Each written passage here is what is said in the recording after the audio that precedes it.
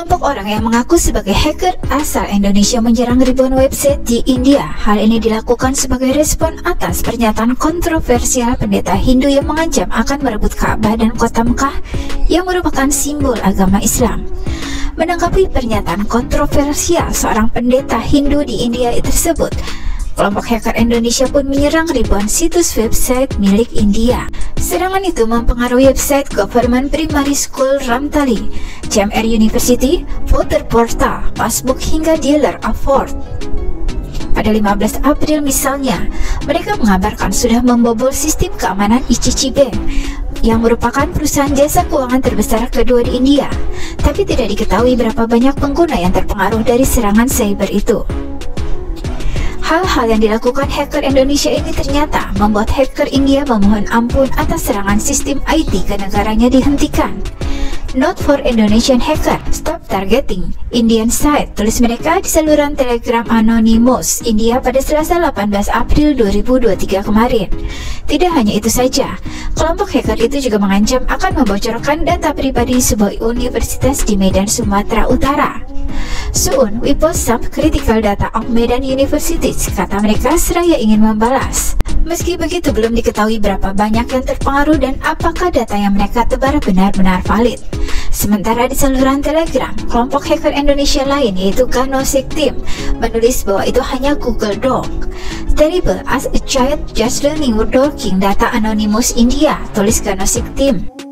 Google Doc adalah metode penggunaan mesin pencari Google untuk mendapatkan informasi sensitif yang tidak ada di internet. Ganosik Team atau Garuda Anon Security pernah menjadi terkenal di tahun 2021. Mereka adalah kelompok peretas asal Indonesia yang mengacak-acak Israel lewat dunia maya untuk membela Palestina.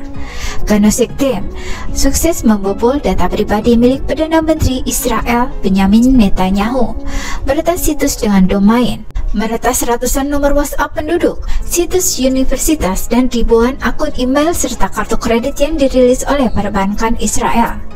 Ganosik Team adalah jaringan peretas internasional tanpa batas yang mentargetkan situs web pemerintah, perusahaan, dan swasta di seluruh dunia untuk menarik perhatian pada pesan politiknya.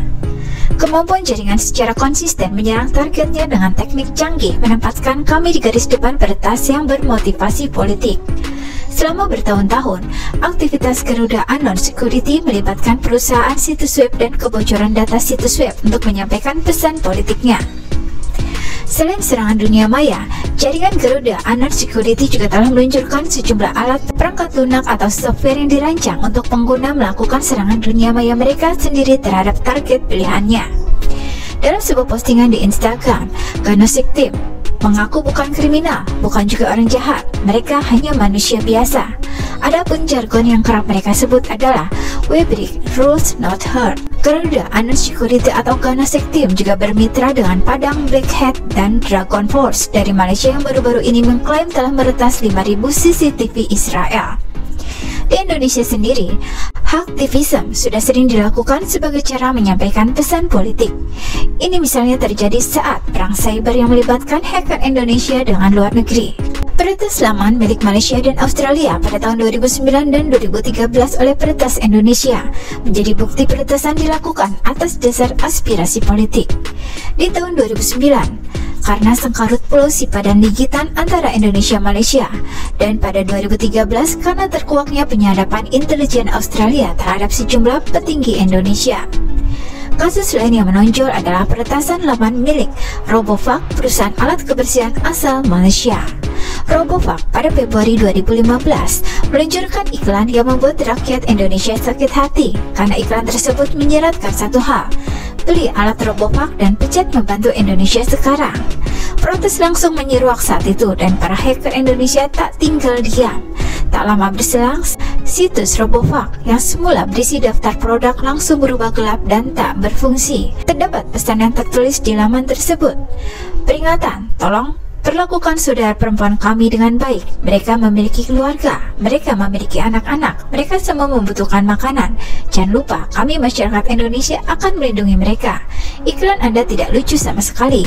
Anda merendahkan harga diri orang lain di kaki Anda. Terima kasih. Yang pertama, Bio 666X. Bio 666X pernah membuat heboh Malaysia di tahun 2019 lalu.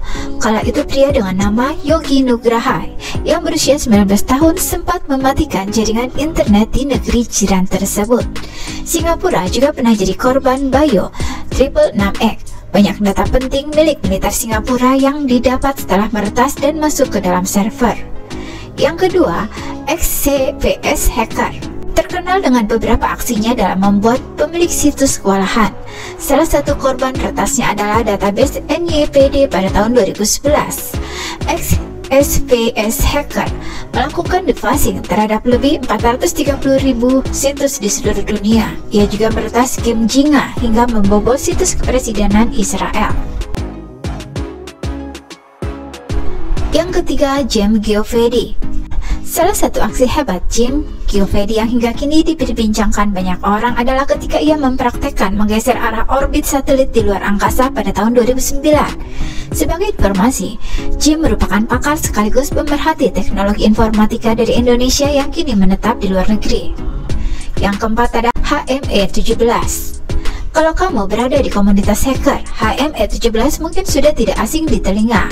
HME17 dijuluki sebagai Master of Devicer dunia dan menurut data di laman zoneh.org,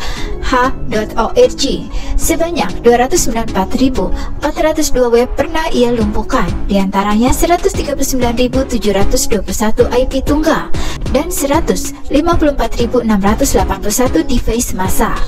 Ia sempat membuat heboh karena berhasil mengacak-acak situs blogging WordPress beberapa tahun lalu. Yang kelima, Kang Ono. Kang Ono atau Ono W. Purbo merupakan pakar teknologi informasi asal Bandung. Ia adalah lulusan dari Teknik Elektro Institut Teknologi Bandung atau ITB di tahun 1981. Lulus dengan predikat terbaik, Kang Ono melanjutkan studinya ke Kanada lewat jalur beasiswa. Yang keenam, Xnuser. Hacker Xnuser sempat bikin heboh di tahun 2004. Dirinya berhasil membobol situs KPU, yaitu kpu.go.id dengan cara XSS atau cross-site scripting dan SQL injection. Usai berhasil masuk ke dalam server, ia membuka nama 24 partai politik peserta pemilu dan mengganti namanya dengan nama buah. Aksinya ini direspon cepat oleh Satuan Cyber Kepolisian. Xnuser memiliki nama asli Dani Firmansyah.